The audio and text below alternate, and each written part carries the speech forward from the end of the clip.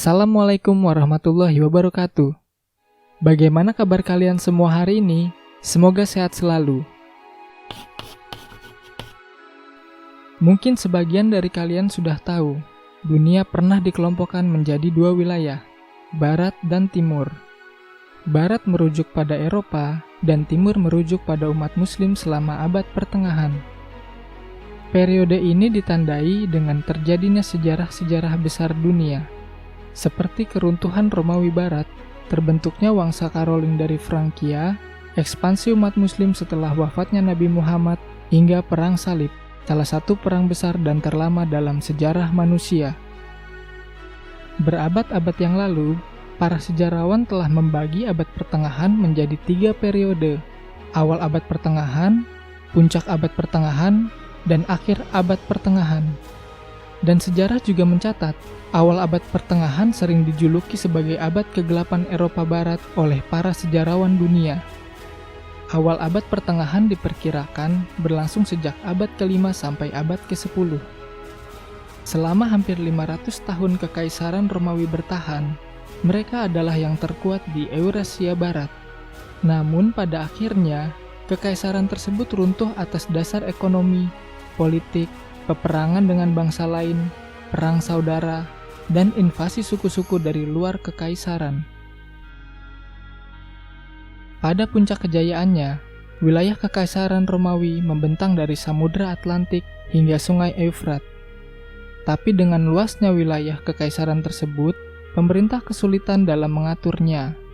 Terbukti, Kekaisaran Romawi pernah dipimpin oleh 25 kaisar hanya dalam rentang waktu 49 tahun.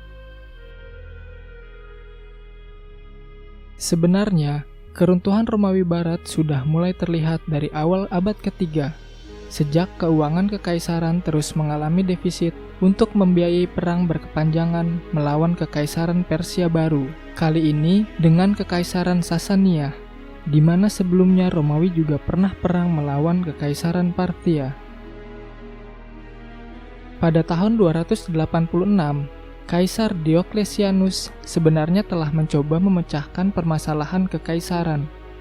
Sang kaisar membagi wilayah Kekaisaran Romawi menjadi 2. Romawi Barat berpusat di Milan, dan Romawi Timur berada di Bizantium, atau yang kita kenal sekarang dengan nama Konstantinopel.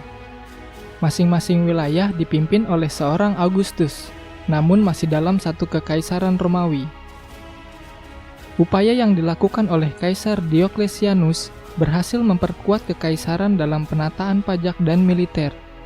Namun upaya tersebut tidak dapat mengatasi beberapa masalah-masalah lain, seperti keluhan masyarakat atas tingginya pajak, penurunan angka kelahiran, tekanan invasi suku-suku lain, dan perang saudara untuk memperebutkan tahta. Perang saudara yang terjadi di kekaisaran membuat perbatasan wilayah melemah. Tercatat dalam sejarah, pada abad ketiga, suku Goth mulai mencoba mengganggu perbatasan Romawi Barat. Akibatnya, tenaga militer kekaisaran semakin terkuras, sehingga suku-suku lain dapat dengan mudah masuk ke dalam wilayah kekaisaran. Pada akhir abad keempat, suku Goth terpecah menjadi 2 kelompok, Visigoth dan Ostrogoth. Pada tahun 410, Raja Visigoth Alaric I berhasil menaklukkan dan menjarah kota Roma. Ketika Roma tunduk, Kekaisaran Romawi Barat mengalami krisis keuangan yang sangat parah. Serangan yang berlangsung terus-menerus secara signifikan mengikis kas pemerintahan. Kondisi ini juga diperparah dengan adanya kesenjangan rakyat antara si kaya dan miskin yang semakin lebar. Tidak sampai di sana, kekaisaran juga dihadapkan pada kurangnya tenaga kerja. Perlu kalian ketahui, pada saat itu ekonomi kekaisaran Romawi sangat bergantung pada budak-budak yang menggarap ladang mereka dan bekerja sebagai pengrajin. Keadaan kekaisaran semakin terpuruk ketika pada tahun 455, suku Vandal dari Jerman Timur yang mendirikan kerajaan Vandal di Afrika Utara menyerang Roma untuk membalas upaya Kekaisaran Romawi yang ingin merebut kembali wilayah Afrika Utara. Dan pada tahun 476, Odoacer, penguasa Italia yang merupakan seorang jenderal foderati dari suku Jerman Timur, melakukan pemberontakan dan berhasil menggulingkan Kaisar Romulus Augustulus secara paksa. Dan akhirnya keruntuhan Romawi Barat tidak bisa lagi dihindarkan. Sejak keruntuhan total Kekaisaran Romawi Barat pada tahun 476, tidak ada lagi imperium Eropa yang mengisi kekosongan kekuasaan politik tersebut. Wilayah kekaisaran akhirnya terpecah menjadi beberapa kerajaan dan kota-kota kecil, seperti Kerajaan Roma Britania, Frankia, Vandal, Visigoth, Wangsa Meroving, Wangsa Karoling, dan lain-lainnya. Kota-kota lain di Eropa Barat juga mengalami kehancuran akibat serangan-serangan dari suku-suku barbar. Penduduk kota terpaksa meninggalkan rumah mereka dan berpencar ke pedalaman. Mereka bertani untuk memenuhi kehidupan. Pada periode ini, berkembanglah sistem feodalisme dengan pertanian sebagai pusat kehidupan. Menurut Wikipedia Indonesia, feodalisme adalah struktur pendelegasian kekuasaan sosiopolitik yang dijalankan oleh kalangan bangsawan atau monarki untuk mengendalikan berbagai wilayah yang mereka klaim melalui kerjasama dengan pemimpin-pemimpin setempat sebagai mitra. Mereka hidup berkelompok, bangsawan menjadi tuan tanah.